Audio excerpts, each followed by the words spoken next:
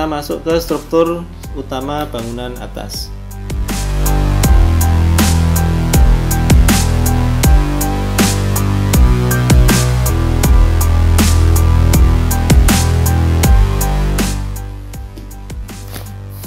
Oke, kita lihat yang mau kita inventaris jembatannya kayak gini ya. Ini jembatan apa? Jembatan rangka baja di atas sungai. Oke, dengan referensi tadi jembatan rangka itu, di sini kita akan mengisikan kode struktur utama. Kode struktur utama ini ada di sini, yang A ini TBA. Kalau rangka itu kodenya R. Ini ya, R rangka seperti ini. Maka di sini di TBA ini kita tulis R. Tadi ada 3 bentang misalnya R. Bentang 1 rangka, bentang 2 rangka, bentang 3 rangka. Tapi kalau ada satu bentang yang tipenya beda, misalnya ada rangka, ada gelagar, terus ada rangka lagi, berarti di sini rangka R, terus G, kemudian misalnya rangka lagi ya berarti RGR gitu. Untuk tipe-tipe bangunan atasnya bisa dilihat di sini, di pedomannya juga ada. Gelagar ini, plat ini, komposit dan sebagainya, pelengkung. Berikutnya struktur utama, masih di struktur utama, di sini kita isikan bahan dan ABA. BHN itu bahan, ABA itu asal bangunan atas.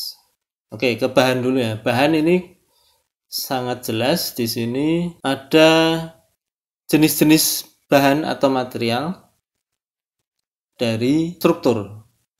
Misalnya tadi rangka baja, berarti setelah kode R kita beri kode baja. Baja ini kodenya B, berarti RB. Kalau sama baja semua ya berarti B semua. Oke. Kemudian ABA. ABA itu asal bangunan atas. Misalnya jembatan rangka ini ternyata bantuan atau kiriman dari Australia, atau kita beli dari Australia. Nah, Australia sendiri ada kodenya di sini A. Nah, kita beri kode di sini ABA ini asal bangunan atas A, Australia. Australia yang permanen A ya. Kalau yang Australia sementara itu pakai T. Di sini ada beberapa kode asal bangunan atas. Ada yang dari Belanda, ada Inggris, kalender Hamilton, ada Jepang, Austria, Spanyol, dari Transbakri, Adikarya, Marta juga ada. Oke, next berikutnya. Di sini ada pertanyaan belum? Saya ingin bertanya, Pak. Ya, Jer. Itu penamaan rangkanya kok per perusahaan, Pak? Ada Bukaka, Adikarya. Kenapa tidak dimasukkan ke Indonesia saja, Pak, kodenya? Ya, nah jadi gini, saya sebelumnya mau cerita ya. Sebelum di sini saya 10 tahun di Bina Marga itu, sejak awal masuk Bina Marga itu tugas saya salah satunya adalah pemeriksaan jembatan ini. Jadi saya ya mungkin 10 tahun pengalaman pemeriksaan jembatan. Dulu pas awal saya pemeriksaan jembatan itu adanya ini Indonesia. Yang ini yang Cigading, Bukaka, Transbakri dan sebagainya ini belum ada waktu itu. Nah, ini muncul ya ini di tahun-tahun ini, mulai tahun 2012 itu mulai muncul, tapi setahu saya sampai 2017 ya. Kode ini belum dipakai di pemeriksaan jembatan. Nah, kenapa sekarang muncul ini ada Cigading, Bukaka, Transbakri dan sebagainya ini? Karena gini, tipe dari Cigading, Bukaka, Transbakri dan sebagainya itu sudah memiliki kekhasan atau perbedaan antara yang lain. Jadi gini, mungkin Cigading, Bukaka dan sebagainya ini sumbernya sama. Misalnya semuanya dari teknologi Australia, mengadopsi sistem dari Australia misalnya. Sama semuanya, misalnya sama semua. Tapi ternyata mereka sudah melakukan riset, pengembangan, terus membuat perbedaan-perbedaan ini. Ada perbedaan misalnya ukuran profil, terus jumlah baut dan sebagainya, mungkin tumpuannya, landasan dan sebagainya. Elemen-elemennya sudah banyak yang berbeda. Nah, itu kalau kita definisikan sama, semuanya Indonesia, efeknya apa? Misalnya ada jembatan yang pakai bukaka, tapi kita inventaris sebagai Indonesia. Suatu saat kita melakukan perbaikan pada jembatan itu. Karena kita nggak tahu itu tadi dari bukaka atau dari mana, taunya Indonesia aja, rangka baja Indonesia itu. Nah, kita order material dari bukan bukakan, misalnya dari Amarta Karya.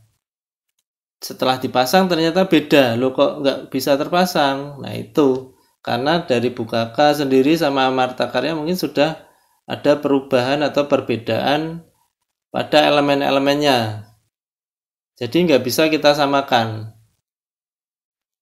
Jadi Indonesia ini tadi sudah asal bangunan atas Indonesia ini mungkin sudah tidak relevan untuk rangka baja yang dibuat oleh beberapa produsen ini. Jadi perlu didefinisikan sendiri-sendiri. Ini untuk rangka baja ya terutama ya, karena ini kayak Cigading dan seterusnya sampai Amarta Karya ini mereka terkenal dalam pembuatan struktur rangka baja jembatan. Jadi gambarnya seperti itu, Jar. Ini contohnya kayak ini, misalnya kita definisikan Australia ya, rangka baja Australia. Tapi waktu itu misalnya terjadi kerusakan pada jembatan, terus kita mau order, mau ganti elemennya nih, kita order yang rangka baja Jepang, nggak bisa dipasang nanti. Gambarnya seperti itu. Itu mungkin sudah berlaku pada yang produksi dalam negeri ini tadi, makanya disebutkan beda-beda di sini. Gitu. Mana, Jer? Baik, Pak, sudah paham. Oke, next ya. Berikutnya nilai kondisi. Nah, ini pertama kali mungkin kalian mengenal nilai kondisi. Atau kemarin sudah ya. Nah, nilai kondisi ini nilai kondisi yang kita tulis di sini, di struktur utama ini tadi sudah rangka baja Australia, sekarang nilai kondisinya. Nah, nilai kondisi di sini ada syarat ketentuannya. Jadi, penilaian kondisi inventarisasi ini hanya digunakan bila pemeriksaan detail jembatan belum dilakukan pada saat yang bersamaan dengan pemeriksaan inventarisasi. Jadi kalau kita belum dapat nilai kondisi dari pemeriksaan detail, karena nilai kondisi jembatan ini didapat seharusnya dari pemeriksaan detail. Nanti dijelaskan oleh di materi berikutnya. Jadi kalau kita belum dapat nilai kondisi dari pemeriksaan detail itu, ya udah di sini kita asumsikan nilai kondisinya ini dengan kriteria seperti ini. Nilai kondisi untuk inventarisasi. Oke. Kapan nilai kondisinya ini dikasih 0? Itu ketika jembatan atau elemen dalam kondisi baik dan tanpa kerusakan. Ini misalnya jembatan habis diganti total atau habis ini jembatan baru yang selesai dibangun. Ini umumnya kondisinya 0. Secara keseluruhan ya ini. Ini kan tadi kita lihatnya secara keseluruhan ini, rangka bajanya ini. Enggak lihat elemennya. Jadi kalau jembatannya baru ya bolehlah kita kasih 0. Nah, misalnya kita inventaris jembatan itu pada saat ini, loh tiba-tiba nemu jembatan kok ini di data belum ada, tapi jembatannya udah nggak berfungsi atau runtuh, lantainya udah rontok semua itu. Ini kejadian ini ada ini. Jadi ada ruas jalan baru, ada jembatan yang sudah tinggal nunggu runtuh, itu kita inventaris. Langsung nilainya 5. Jadi kayak gitu. Kalau 4 ini jembatannya dalam kondisi kritis, tinggal nunggu waktu aja ini. Dan seterusnya. Oke. Kita kasih nilai di sini. Per bentang. Ingat ya, per bentang tetap kita isi. Bisa jadi tiap bentang nilainya beda. Oke, next. Sekarang kita masuk ke lantai kendaraan dan lapis permukaan. Mungkin cermati dulu di sini ada apa gambar di sini. Oke, sebentar. Oke, next. Nah, di sini ada kolom isian lantai kendaraan dan lapis permukaan. Itu dua entitas yang berbeda, lantai kendaraan dan lapis permukaan. Yang pertama, lantai kendaraan, bahannya apa tadi yang di foto sebelumnya? Ada yang bisa jawab? Bahannya apa lantai kendaraannya? Beton bertulang, Pak. Nah, beton bertulang di sini kita kasih kode T. Karena beton bertulang ya, kita kasih kode T. T. Kalau semua bentang sama, ya udah kita kasih bentang 1 T, bentang 2 T, bentang 3 T. Misalnya ini kita inventaris bukan jembatan baru, tapi dia nggak rusak lah, nggak rusak berat dan nggak rusak apa itu. Kita kasih paling nggak 1. Kalau 0, kayaknya nggak mungkin jembatan yang sudah operasional itu nilainya 0, apalagi yang sudah lama itu. Kira-kira kayak gitu pengisiannya. Kecuali kalau jembatannya memang baru, sama sekali baru, kemarin habis diresmikan, sekarang kita inventaris. Nah, kita kasih 0 boleh lah. Oke. Selanjutnya lapisan permukaan. Lapisan permukaan tadi kelihatan apa? Pakai apa lapis permukaannya? Ada yang tahu? Pakai aspal ya. Nah, makanya di sini kodenya saya kasih A. Karena di sini ada ini, material aspal A. Untuk nilai kondisinya sama, kita pakai kategori ini, kategori penilaian ini. Jadi seperti itu gambarannya, pengisian lantai kendaraan, bahannya apa, beton bertulang kita kasih T. Kemudian lapisan permukaannya apa, misalnya aspal, kita beri kode bahan A, termasuk nilai kondisinya. Oke, next. Sekarang kita masuk ke sandaran. Coba diamati sebentar di sini sandarannya seperti apa, materialnya apa. Sebagai bahan pengisian formulir berikutnya. Oke, next. Nah, di sini ada sandaran. Kita menginventaris data sandaran. Di sini ada yang pertama tiang sandaran. Ada yang ingat tadi tiang sandarannya bahannya apa? Baja, Pak. Baja. Makanya kita kasih kode B. Terus sandaran horizontalnya juga baja ya. Pipanya itu loh yang memanjang itu kan baja itu B. Kita kasih kode B juga, baja. Kemudian ternyata tadi ada tembok sandarannya. Umumnya tembok sandaran itu beton bertulang, ada tulangannya. Jadi nggak cuma beton tanpa besi tulangan. Jadi kita kasih kode T, yaitu beton bertulang. Untuk nilai kondisi, karena tadi mungkin bukan jembatan baru dan tidak rusak berat atau rusak ringan, kita kasih nilai 1. Ya maksudnya paling rusak ringan gitu. Rusak ringan kita kasih nilai 1. Hanya memerlukan pemilihan rutin ya. Tadi kan cuma dicat ya. Sedang dilakukan pengecatan kayak gini ya. Ini nilainya 1 lah kondisinya. Oke, kita amati sebentar ini material-materialnya. Di sini ada beton. Betonnya ada 3 tipe, yaitu beton tak bertulang, beton bertulang, dan beton pratekan atau pre-stress. Itu beda-beda ya. Jangan asal beton kasih T. Padahal ini mungkin nggak bertulang atau mungkin pratekan. Oke.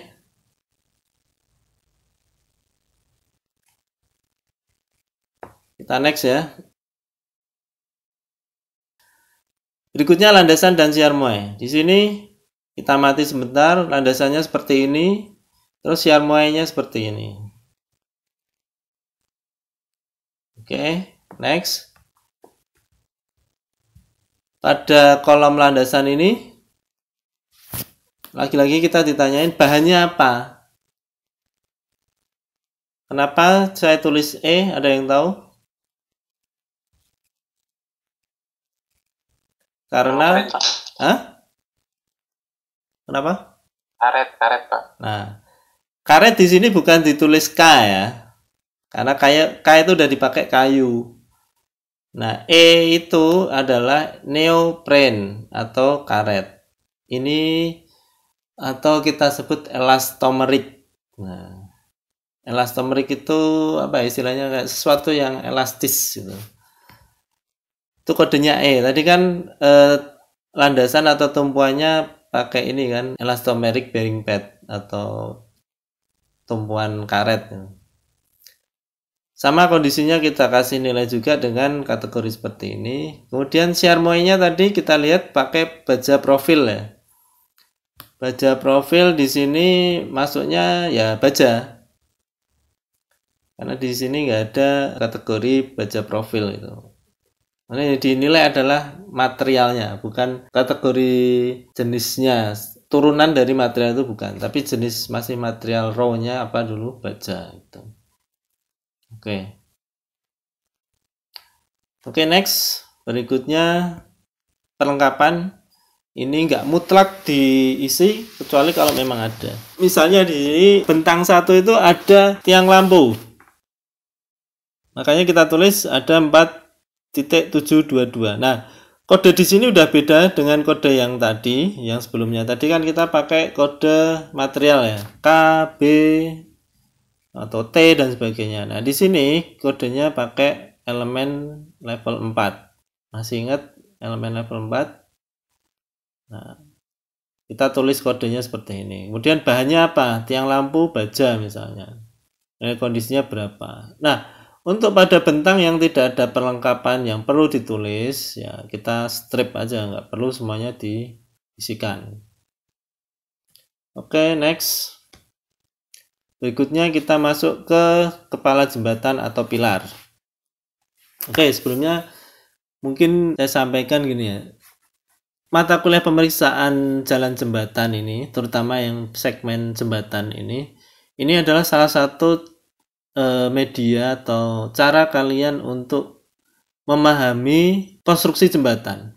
Jadi kalau mau mendalami jembatan, kenal elemen-elemennya seperti apa, itu salah satu medianya itu di mata kuliah ini. Di sini kalian akan mempelajari suatu konstruksi jembatan, bukan suatu lah, beberapa atau hampir semua konstruksi jembatan itu secara mendetail. Contohnya ini, kita sampai meneliti satu-satu elemen jembatannya. Materialnya apa, namanya apa, kondisinya seperti apa. Kemarin kondisi di materi sebelumnya sudah dijelaskan ya. Kerusakannya apa, itu. Ini kesempatan kalian untuk mempelajari secara detail dari konstruksi-konstruksi jembatan. Ini, mata kuliah ini, sebagai informasi, tidak diajarkan di perguruan tinggi lain selain di Politeknik PU. Karena ini benar-benar pekerjaan yang ada di PUPR, di Kementerian PUPR. Setiap tahun, Kementerian PUPR melalui Direktorat Jenderal Bina Marga itu melaksanakan pemeriksaan jalan, jembatan, dan lereng. Nah, untuk memeriksa jalan, jembatan, lereng, terutama jembatan ini harus tahu dulu jembatan ini apa. Oh, ini rangka baja. Elemennya apa? Kerusakannya apa? Nilai kondisinya berapa? Nah, itu salah satu caranya seperti itu. Jadi, ini hanya ada di sini di Politeknik PU, setahu saya di kampus lain nggak diajarkan. Tapi waktu saya ini ambil S2 kemarin, ini justru saya ajarkan ke prodi ini S2 yang lain itu. Jadi ada kayak muatan khusus itu. Dosen pembimbing tesis saya itu minta saya untuk mengisi materi yang beliau sampaikan, yaitu ini sistem manajemen jembatan. Nah, dalam sistem manajemen jembatan itu salah satunya adalah pemeriksaan jembatan. Jadi gitu gambarannya. Oke. Berikutnya kita masuk ke ini. Inventarisasi pondasi. Nah, pondasi ini bisa kita dapat informasinya salah satunya dari SB drawing. Kenapa dari SB drawing?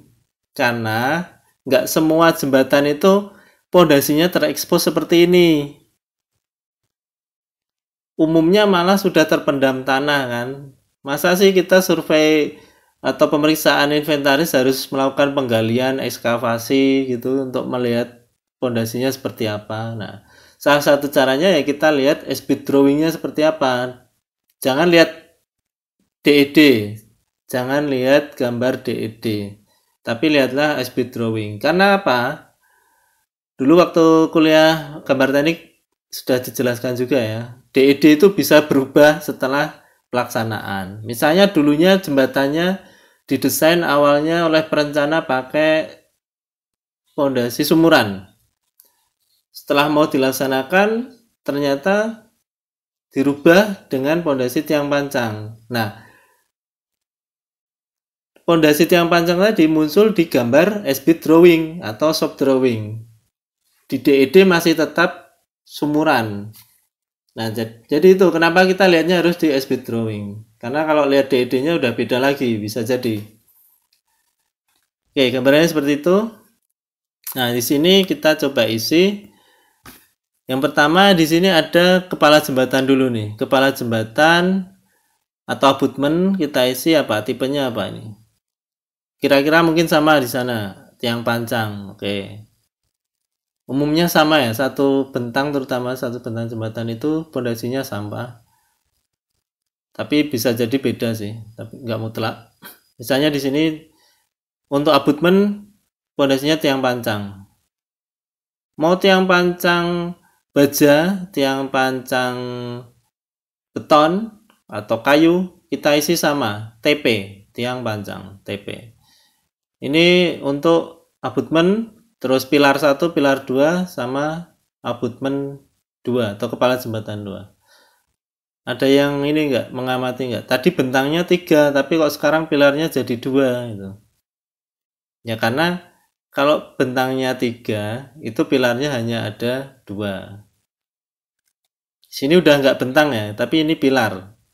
Ini kategorinya kepala jembatan atau abutmen, kemudian pilar, kemudian kepala jembatan atau abutmen lagi. Nah, kenapa kepala jembatan atau abutmennya hanya ada 2, A1 dan A2? Karena yang namanya jembatan itu hampir seluruh jembatan di dunia ini hanya ada 2 abutmen ya. Kalau lebih dari 2 abutmen umumnya itu sudah dianggap beda jembatan lagi, meskipun hanya dekat jaraknya. Tapi tetap 2 abutmen umumnya. Oke, berikutnya bahan. Bahan ini adalah bahan dari pondasi ini tadi. Tiang pancang bahannya apa? Nah, ini yang membedakan.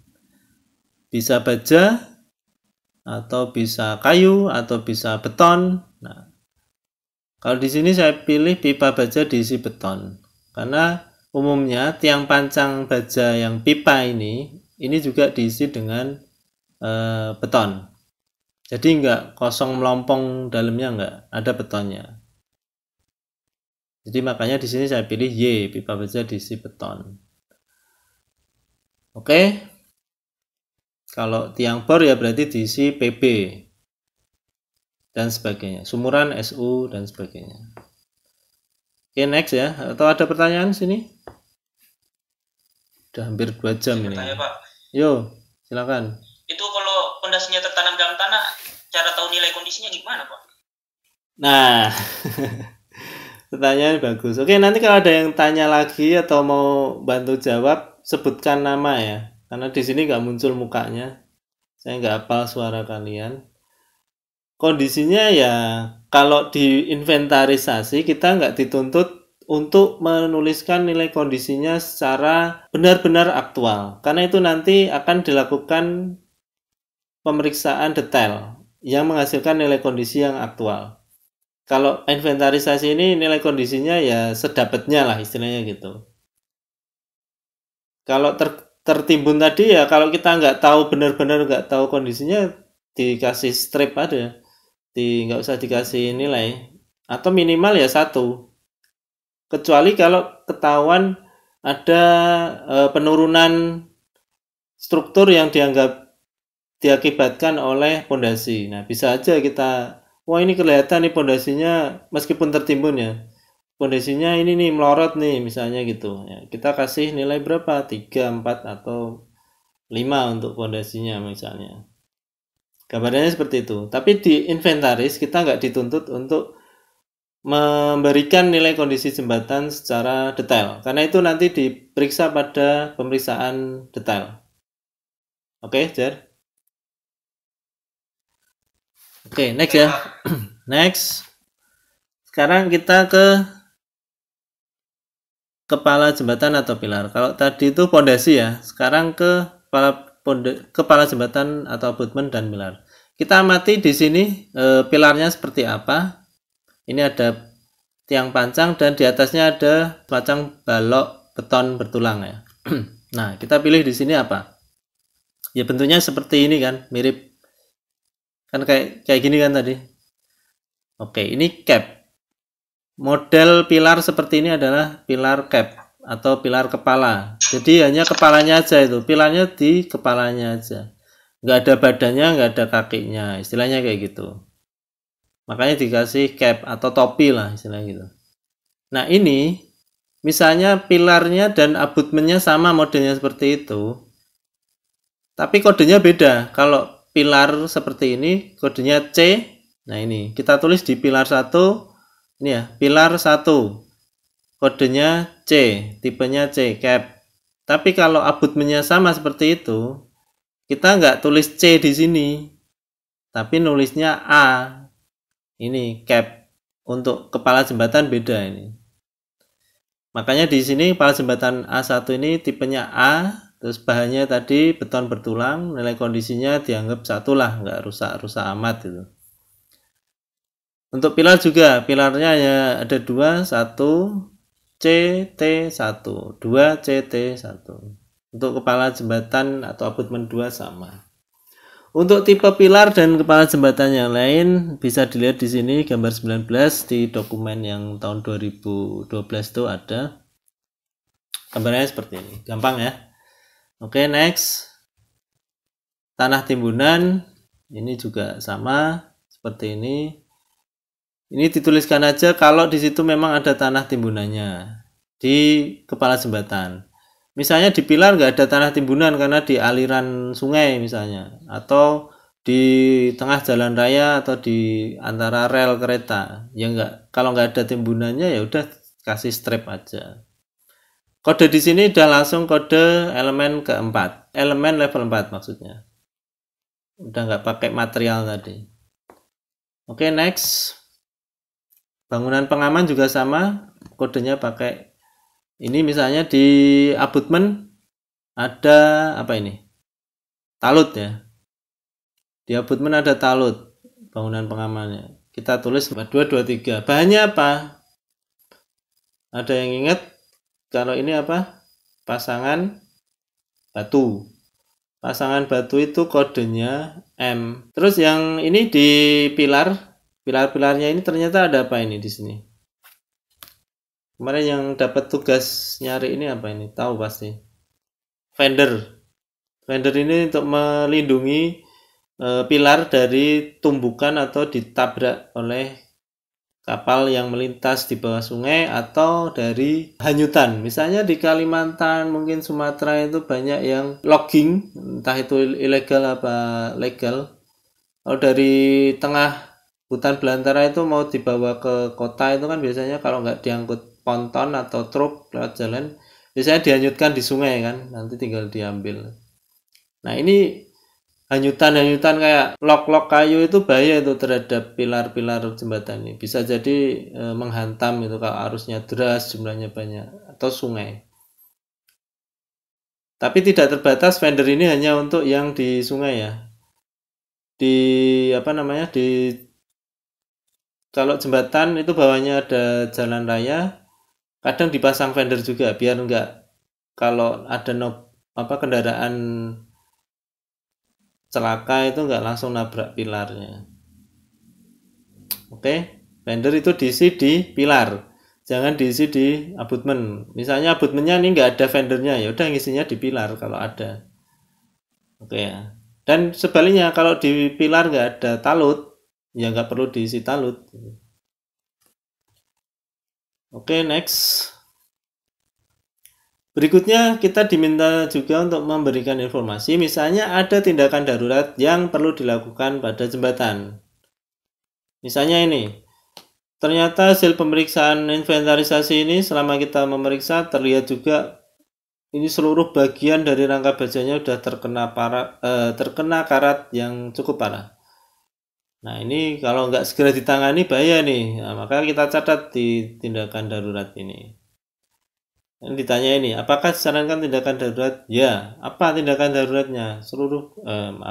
Alasannya apa? Alasan tindakan darurat. Ini seluruh bagian rangka sudah terkena karat yang parah. Oke. Bila perlu ditambahi, ada ulasan di sini. Terus jangan lupa tanggal pemasukan data ke dalam database tanggal berapa, misalnya kemarin kita survei atau kita periksa, hari ini kita input datanya ke database, ya kita kasih tanggal sekarang 26 Maret 2021. Oleh siapa namanya? Tulis. Pemeriksa harus menuliskan namanya supaya nanti bisa dikonfrontir tentang isi dari hasil pemeriksaannya. Oke, next. Ada juga ini batasan fungsional. Misalnya di sini di jembatan itu dipasang rambu-rambu seperti ini. Mungkin ini jalan jalan kabupaten atau kota, maksimalnya hanya 5 ton, maka kita tulis batasan muatan gandar 5 ton. Tapi ini tentunya rambu-rambu yang resmi ya, resmi legal itu mungkin dari Dinas Perhubungan atau dari kepolisian lalu lintas itu. Termasuk misalnya dibatasi lebar kendaraan yang boleh masuk ke jembatan itu hanya 2,9 meter. Itu kita tulis juga, kita laporkan. Oke, terus ada juga ini tadi arus lalu lintas sama, apakah longgar, jembatannya cukup lebar atau jembatannya cukup sempit. Terus berikutnya ada jalan alternatif dan jalan alih atau detour. Nah, ini kita isikan dengan pertanyaan ini.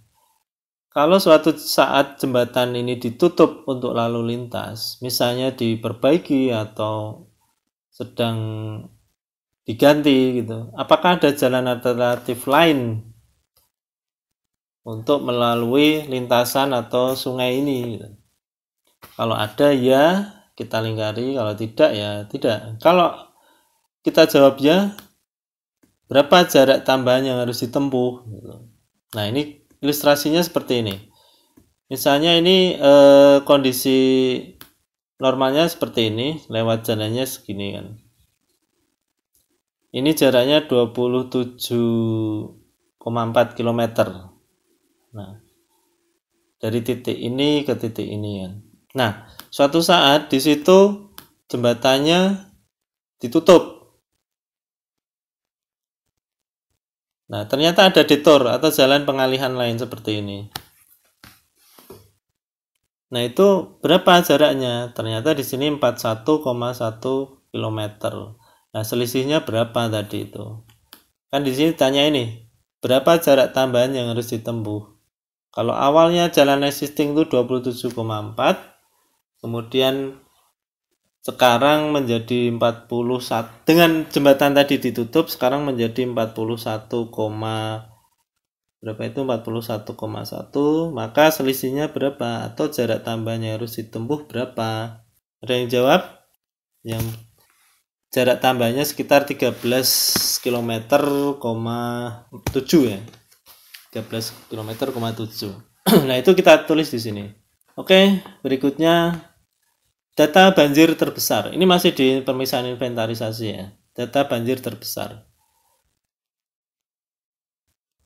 Kalau pada jembatan itu pernah terjadi banjir yang besar sampai melintasi atau melimpas di atas lantai jembatan seperti ini. Ini yang muka air banjirnya ini.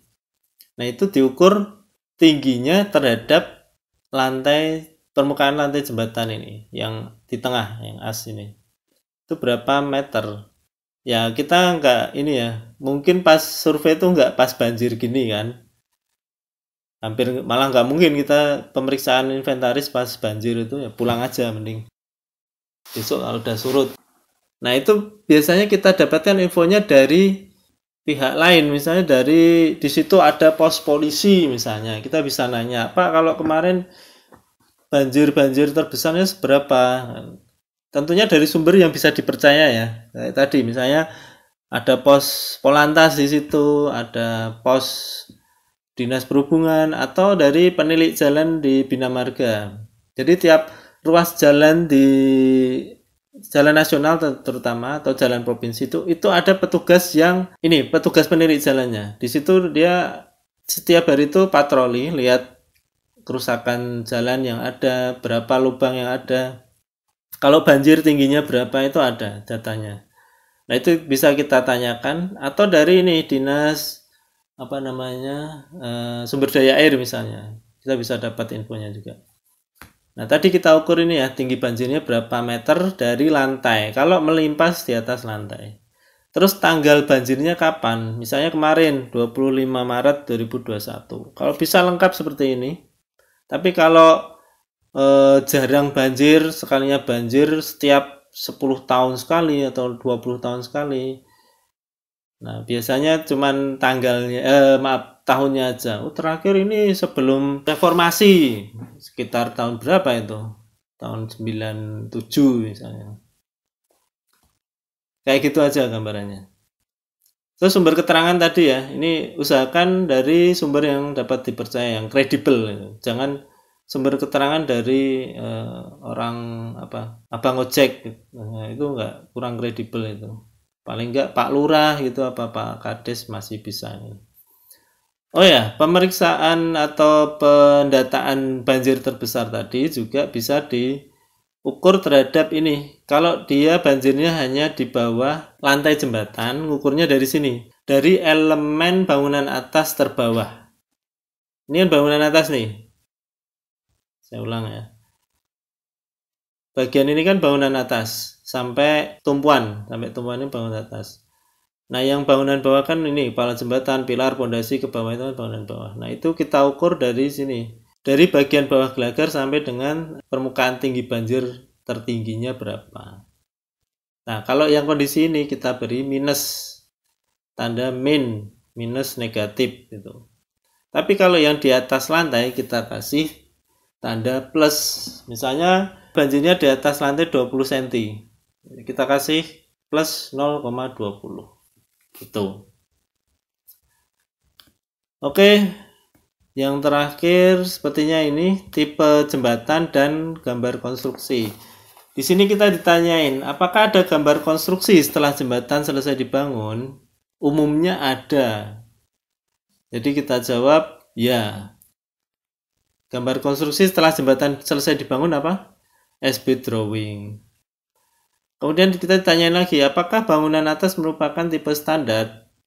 Kalau standar kayak ini tadi, rangka baja Australia misalnya, itu ya kita kasih kode ya.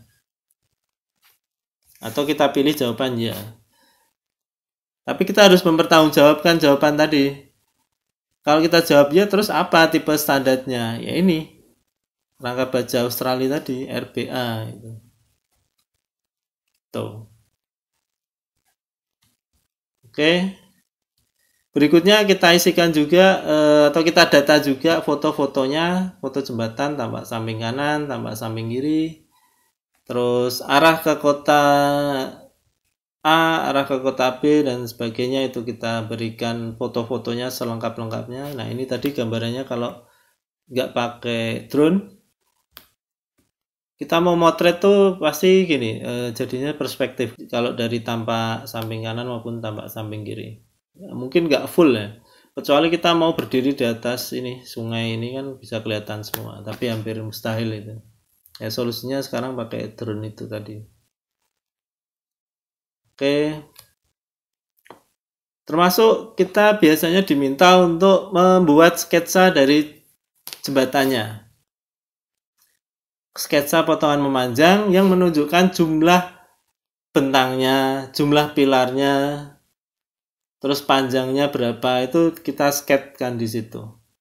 Tampak atasnya juga di situ, kiri kanannya ada apa, misalnya kayak gini kan ada rel rel kereta ya. Oh, ternyata rel keretanya ada double track. Nah, ini sketsa kita muncul di situ.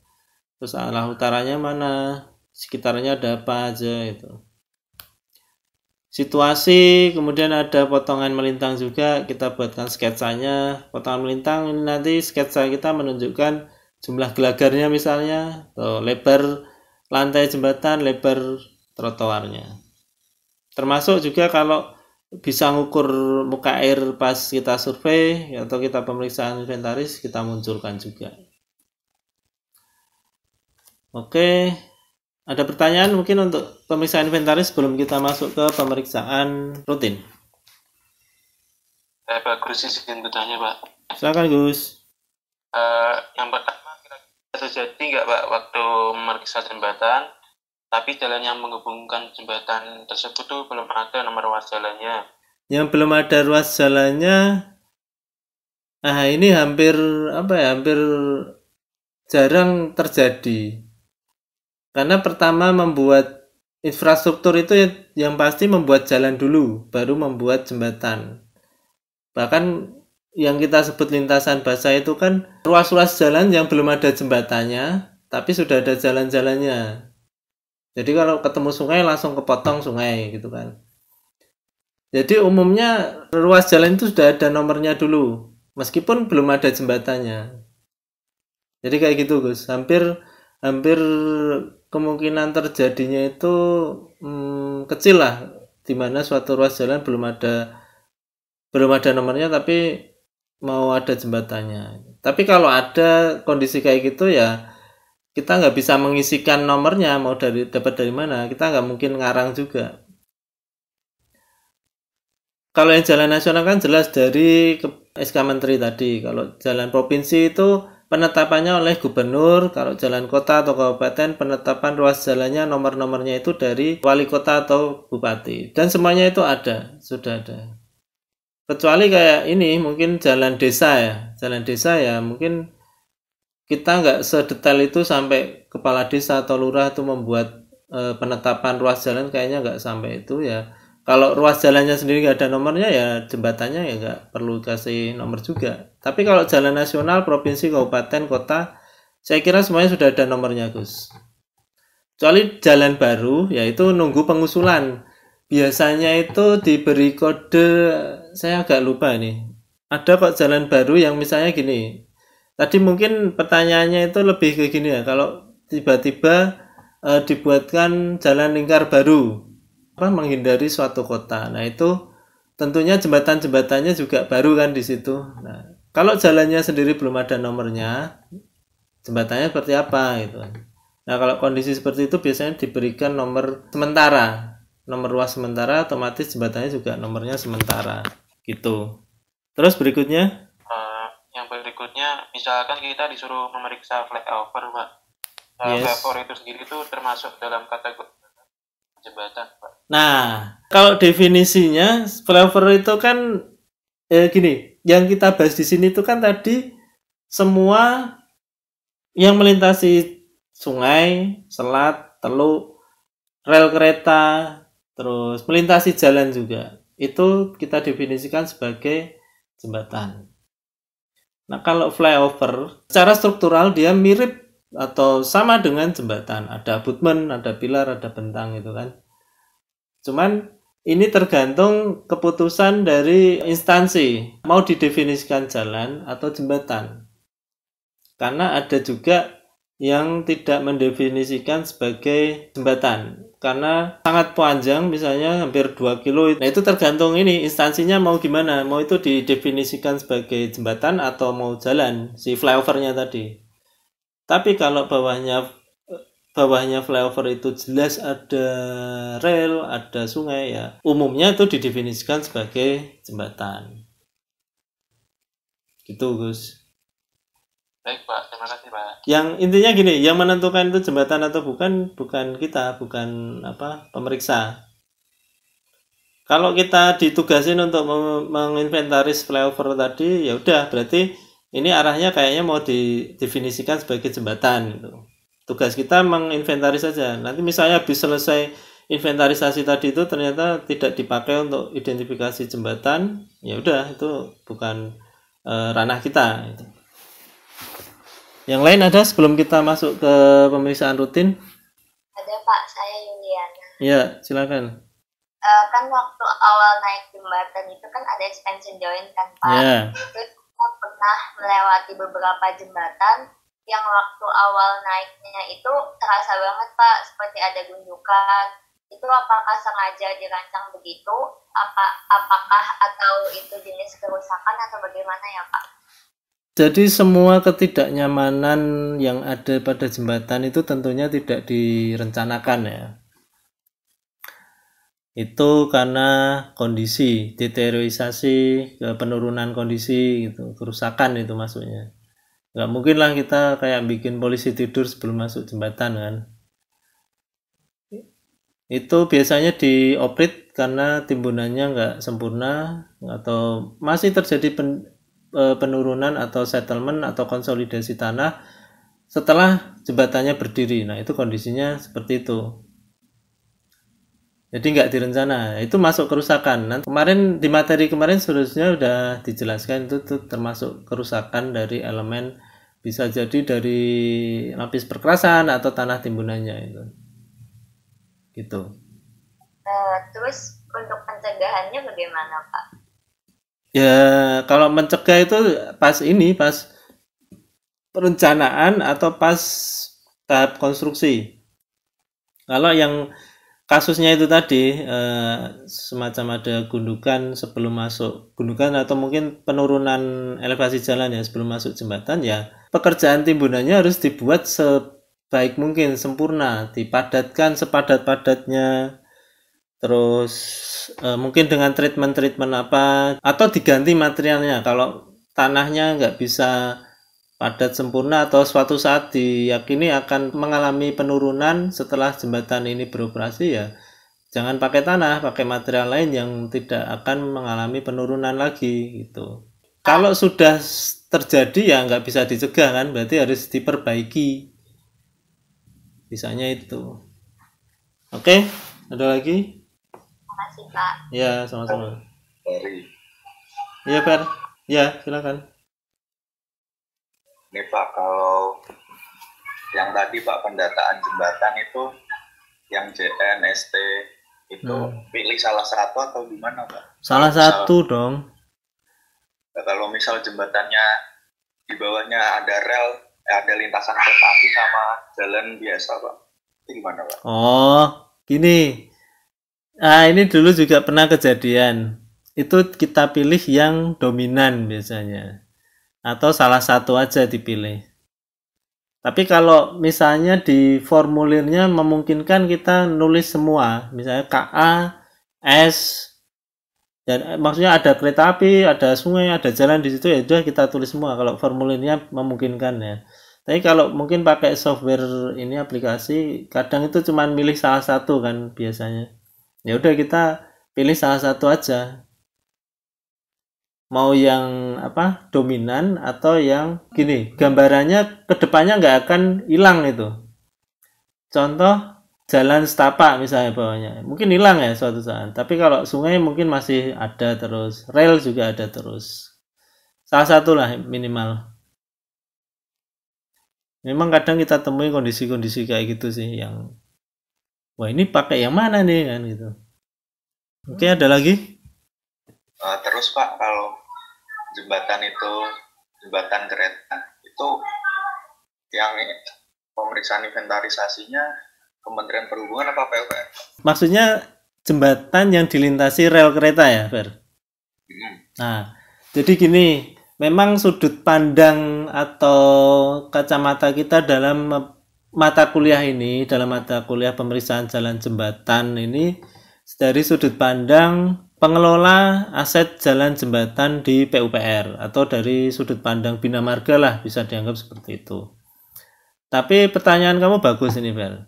Kita kan mungkin nggak semuanya lulus nanti kerja di PUPR lah atau di Bina Marga. Ada yang mungkin bisa jadi siapa tahu kereta api PT KA butuh lulusan sipil dari konstruksi jalan jembatan kan, terus kita ditugasi untuk coba diperiksa ini jembatan yang dilewati rel ini. Nah tentunya ini pengelolaannya di bawah instansi masing-masing, Fer. Kalau yang di bawah rel dilewati kereta api tadi bisa jadi di perhubungan atau Kementerian Perhubungan maksudnya, atau di kereta api. Saya sendiri nggak tahu detailnya, Fer. Tapi yang jelas bukan di Bina Marga, bukan di PUPR. Karena kita hanya memeriksa jembatan yang dilintasi oleh lalu lintas kendaraan bermotor yang di jalan provinsi, kabupaten, kota gitu. Nah, mungkin juga nanti kalian ada yang lulus terus kerja di tambang. Jangan kaget, tambang itu, perusahaan tambang atau pekerjaan tambang itu sangat besar, kadang sampai membuat jalan baru untuk akses ke lokasi tambangnya. Selain membuat jalan baru, mungkin juga membangun jembatan baru juga. Nah, mungkin tambangnya itu kayak Freeport, sejak saya sendiri belum lahir sampai sekarang masih beroperasi, itu kan udah puluhan tahun tuh. Jembatan-jembatan yang dibangun oleh Freeport tadi misalnya, oleh perusahaan tambang itu juga suatu saat perlu pemeriksaan. Nah itu di bawah masing-masing ini pengelolanya. Kalau mungkin yang di sekitar tambang itu bukan jalan nasional, provinsi, kabupaten, kota, karena yang membangun si perusahaan tambang ya mungkin yang memeriksa si perusahaan itu juga. Karena ada loh di kita itu jalan-jalan yang terbatas, kayak di Riau, ada yang dari Riau, kayaknya nggak ada ya. Di Dumai itu setahu saya ada jalan punya Caltek, perusahaan minyak Caltek itu. Jadi yang bukan ada urusannya dengan tambang minyaknya Caltek itu nggak boleh masuk. Kayak gitu, Fer. Gambarannya seperti itu. Oke. Bisa aja formnya beda, Pak. Ya, formnya bisa beda banget. Nah, yang bisa kami sampaikan di mata kuliah ini yang dari ini resmi oleh Kementerian PUPR. Tapi secara umum yang namanya jembatan itu strukturnya ya kayak gitu-gitu aja. Karena ilmunya sama, ilmu teknik sipilnya kan sama. Cuman pemeriksaannya aja mungkin yang beda, formulirnya gitu. Tapi secara umum samalah, elemen-elemennya sama semua. Gitu ya. Ada Oke, lagi? Pak. Terima kasih, Pak. Oke. Kalau nggak ada kita ke pemeriksaan rutin. Pemeriksaan rutin. Rutin ini sangat kecil lingkupnya. Cukup simple. Oke. Langsung aja ya. Untuk pemeriksaan rutin, itu dilakukan istilahnya kayak gini. Pemeriksaan rutin jembatan itu kayak patroli. Setiap durasi sekian dicek gitu kan. Kayak polisi patroli lah, lihat-lihat itu secara visual. Terus nyatet kalau misalnya ada kerusakan di jembatan, catat gitu.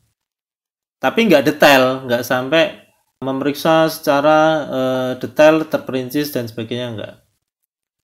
Gambaran umumnya seperti itu. Kalau penjelasannya seperti di pedoman itu ada.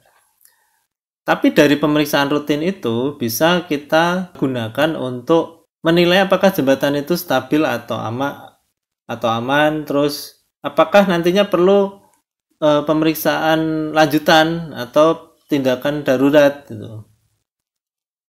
Itu fungsi dari pemeriksaan rutin dan tujuannya. Nah ini dilakukan minimal setahun 1 kali atau lebih sering nggak apa-apa, tergantung ini anggaran juga kan, nyuruh orang pergi itu kan ada anggarannya. Kemudian untuk peralatan seperti ini, seperti tadi pemeriksaan inventaris mirip-mirip, ada formulir-formulirnya, terus alat tulis, alat ukur dan sebagainya. Kamera tetap butuh ya.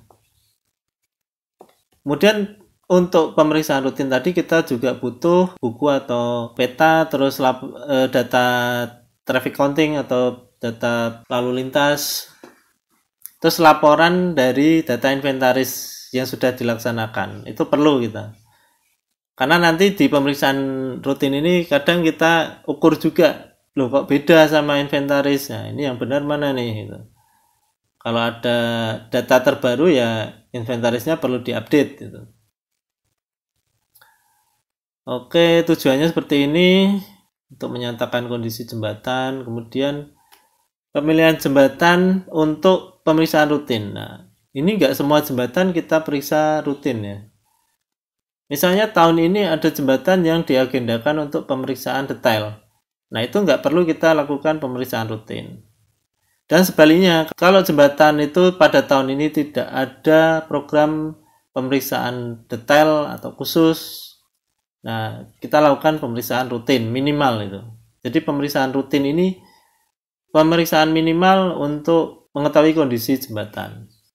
Oke, formulirnya yang dulu pakainya seperti ini, sekarang udah pakai software, tapi secara umum isinya sama.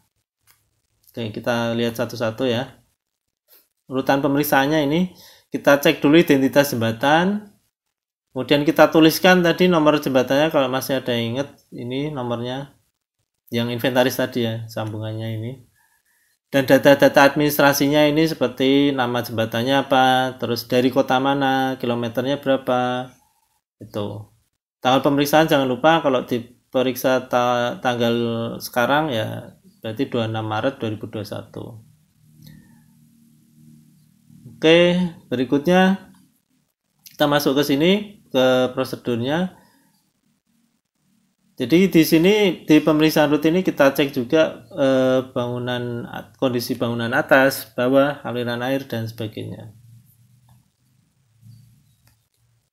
Ini rinciannya seperti ini panjang. Saya lewati aja, nanti bisa dibaca sendiri. Nah, ada juga isian tindakan darurat. Nah, tindakan darurat itu adalah tindakan yang harus segera dilaksanakan secara mendesak untuk memperbaiki suatu masalah yang dianggap sangat krusial ya. Nah, tindakan darurat ini tindakan yang istilahnya tidak dapat ditunda lagi. Jadi harus segera dilaksanakan. Itu kalau ada kondisi seperti itu pas kita lakukan pemeriksaan rutin ya harus segera kita laporkan. Contoh-contoh tindakan darurat seperti ini, misalnya ada kerusakan di sekitar tanah timbunan, sekitar pala jembatan dan sebagainya. Ada puing atau rintangan di aliran air kayak gitu.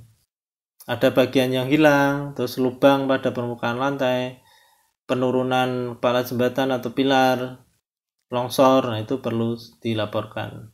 Kemudian ada bagian di mana kita harus menuliskan tadi tindakan darurat itu. Di sini kalau di formulir ini lebih lengkap. Jadi tindakan daruratnya apa tadi, alasannya kita tulis, sama tindakan daruratnya itu pada elemen apa di lokasi mana. Di sini kita amati ada elemennya, kodenya apa, terus uraiannya apa.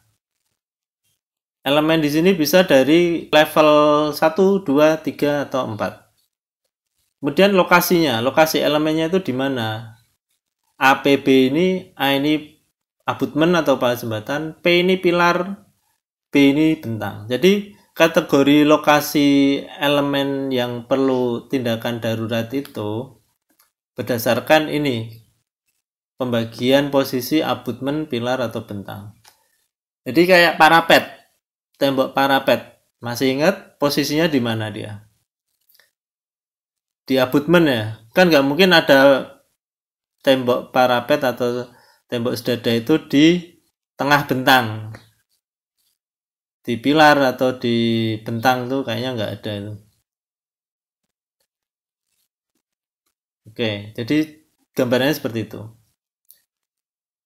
Kemudian X-nya ini adalah lokasi atau lokasi di mana elemen yang rusak itu di mana, itu arah memanjang jembatan.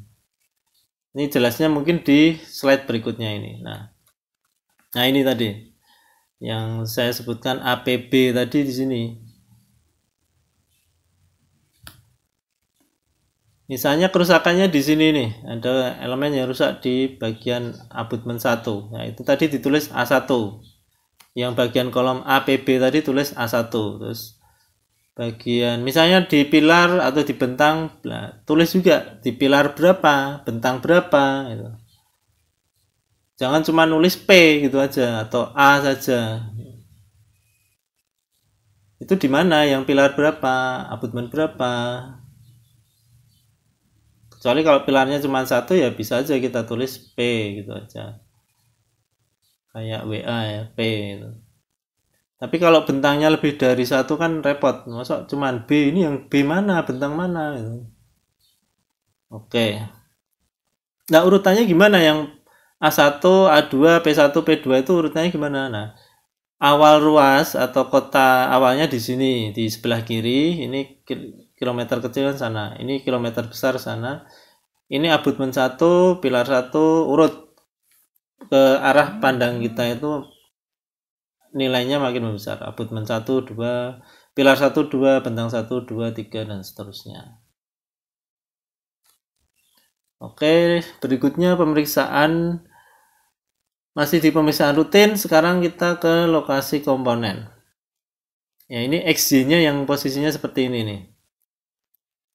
Jadi ini untuk menandai komponen atau elemen jembatan yang tadi ada kerusakannya misalnya. Nah, ini sudah individual dari elemen-elemen jembatan itu. Nah, gambarnya seperti ini masih sama, kilometer kecil sana, kilometer besar sana. Ini awal ruas ini. Abutmen 1 sini bagiannya.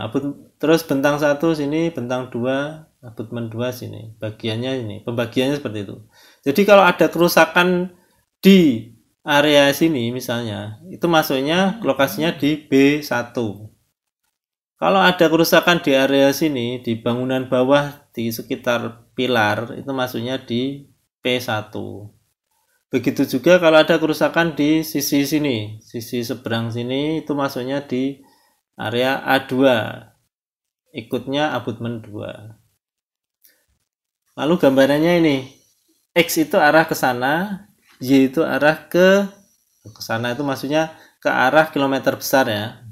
X itu arahnya ke arah kilometer besar. Kemudian Y itu arah melintang jembatan, ini dihitung dari sisi kiri. Tadi masih ingat ya, jembatan AB itu dari sisi kiri juga. Jadi kalau yang ini misalnya jembatan rangka ya. Rangka yang sisi kiri ini maksudnya Y1. Rangka yang sisi kanan ini masuknya Y2. Habis ini ada penjelasan lebih detail lagi.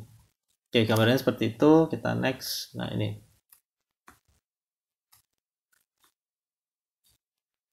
Di sini ada penjelasan posisi elemen-elemennya. Misalnya, ini tadi di abutmen 1, ini abutmen 2, ini di pilar 1.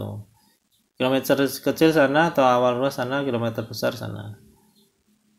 Misalnya ini, ada kerusakan di sini, batang tegak atau batang vertikal ini. Ini batang vertikal yang keberapa dari sini? Berarti 1, 2. X-nya 2 ini. Tadi kan memanjang ya ke arah kilometer besar, X-nya itu berarti X-nya 2. Y-nya berapa? Kalau ini di sisi kanan jembatan berarti Y2. Z-nya berapa? Karena dia nggak ada atas bawahnya, cuman ada ini. Ya kita nggak perlu isi Z-nya. Atau diisi 1.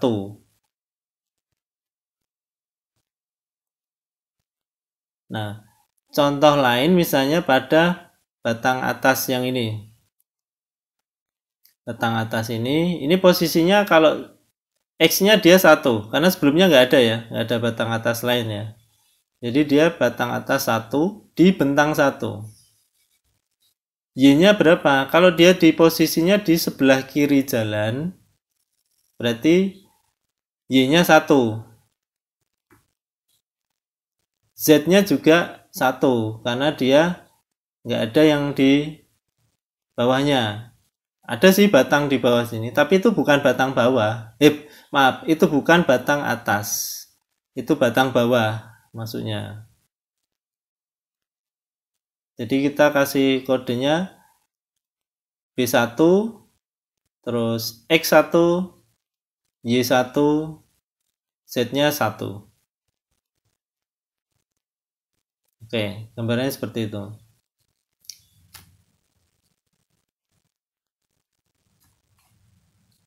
Kemudian ini masih posisi elemen jembatan.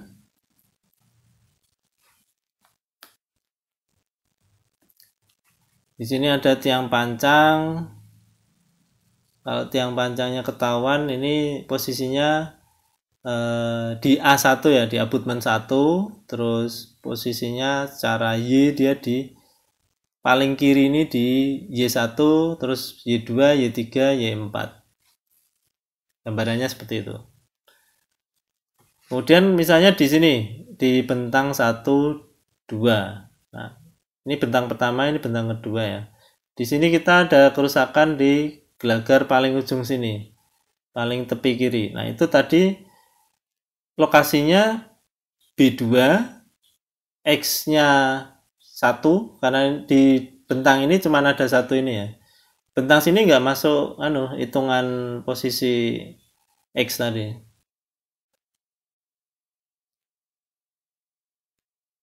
Gambarnya seperti itu. Oke, berikutnya urutan pemeriksaan. Nah, untuk memeriksa suatu jembatan urutannya seperti ini yang disarankan di panduan. Jadi awalnya di sini kita perhatikan dulu, tapi ini arah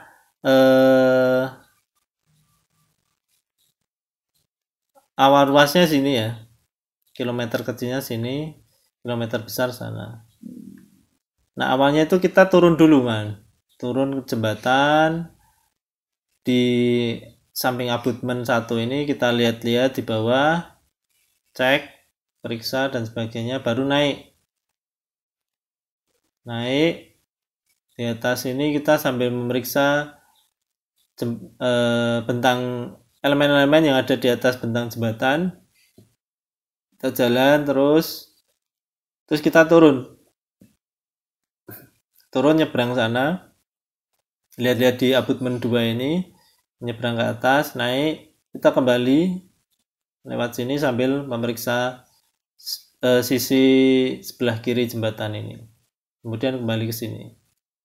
Ini kondisi ideal. Pada kondisi tertentu kita nggak bisa turun ke bawah jembatan, nggak bisa nyebrang dari sisi kiri jembatan ke sisi kanan jembatan, itu biasa terjadi. Jadi ini hanya untuk kondisi ideal. Kalau kondisi non ideal ya sesuai pertimbangan keselamatan dan keamanan pemeriksa jembatan. Jangan dipaksakan. Ingat, teknologi sudah banyak, bisa pakai drone, pakai kamera 360 dan sebagainya gitu. Bisa jadi nggak perlu turun kalau kondisinya nggak memungkinkan. Oke. Berikutnya, di pemeriksaan rutin kita juga harus mengisi pertanyaan-pertanyaan ini.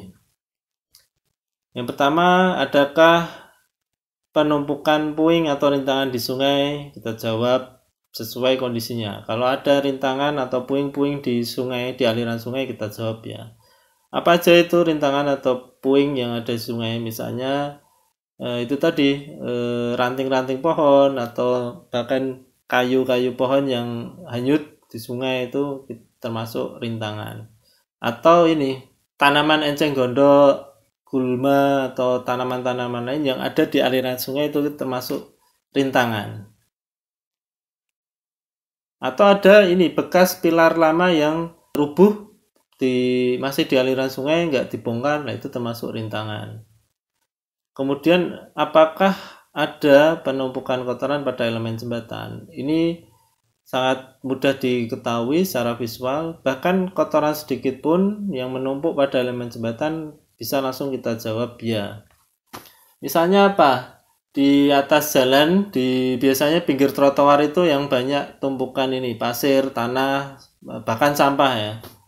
Karena nggak bisa kebuang, nah itu kita langsung catat ada penumpukan kotoran pada elemen jembatan. Kemudian ada pertanyaan lagi, apakah ada tumbuhan liar? Nah, jangan kaget karena di jembatan itu di alam ya, jembatan itu menerima sinar matahari yang sangat cukup dan terkena hujan yang sangat cukup juga, apalagi di negara kita tropis ini banyak tumbuhan yang mudah hidup dimanapun. Orang buang sisa biji makanan di atas jembatan bisa tumbuh. Tumbuhan liar apapun langsung kita catat ya kalau ada. Kemudian ada pertanyaan juga berikutnya, apakah pipa cucuran air di lantai ada yang tersumbat?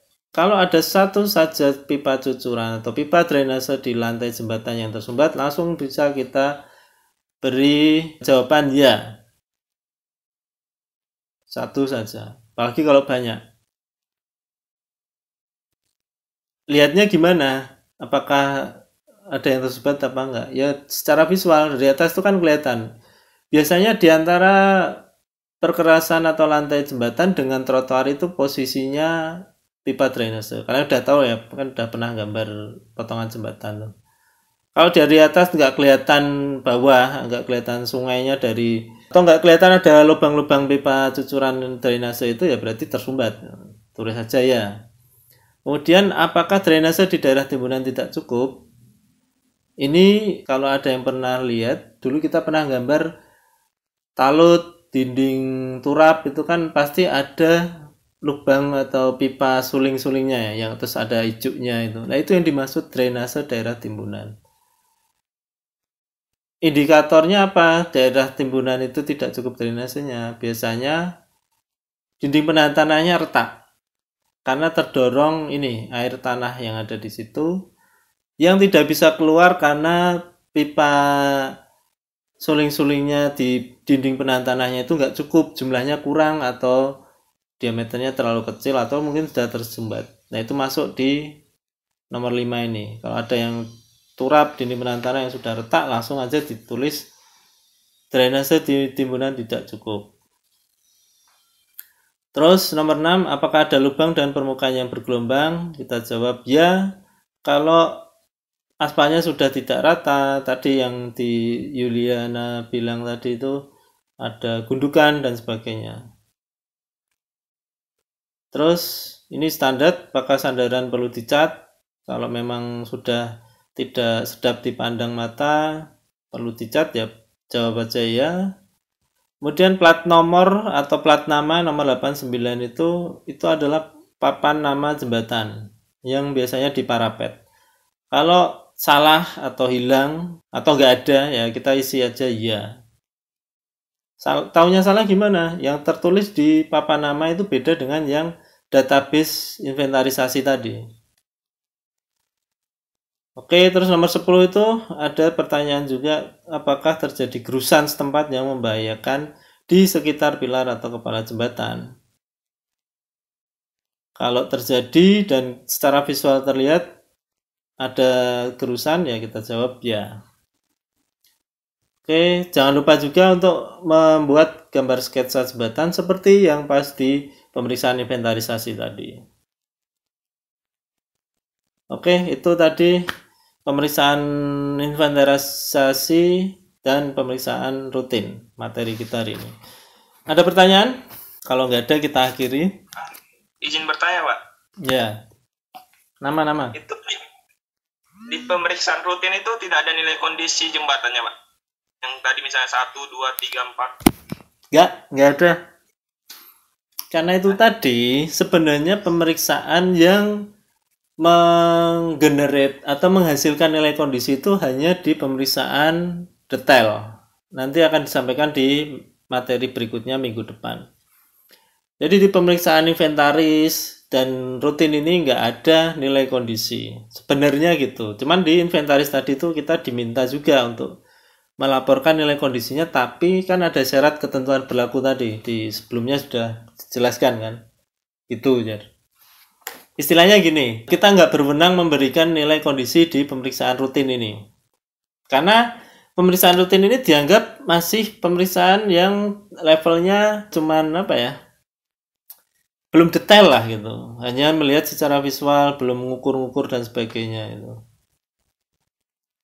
Nanti di pemeriksaan detail ada itu. Itu. Makasih Pak jawabannya. Yuk, ada lagi? Cukup maraton ini dulu kalau saya diklat pemeriksaan jembatan itu sekitar seminggu kalau nggak salah, sama prakteknya. Dulu saya pemeriksaan jembatan itu diklat di Banjarmasin sama di Lombok, di NTB, saya ingat. Enak jalan-jalan. Oke, demikian. Kalau tidak ada pertanyaan lagi, saya cukupkan sampai di sini. Terima kasih atas perhatiannya. Assalamualaikum warahmatullahi wabarakatuh. Sampai jumpa di pertemuan berikutnya.